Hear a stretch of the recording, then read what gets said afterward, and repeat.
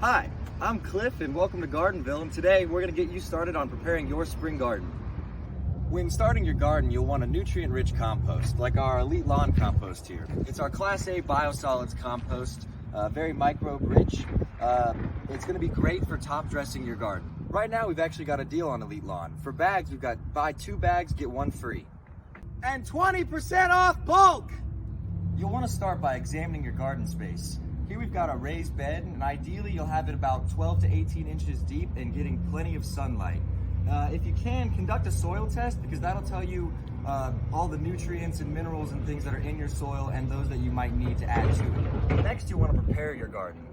Use a garden tool to till the soil to remove any weeds or debris.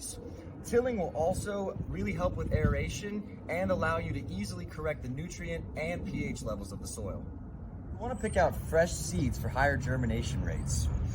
When planting those seeds, make sure you plant your taller plants on the north side of your garden so they don't cast shade over the smaller ones.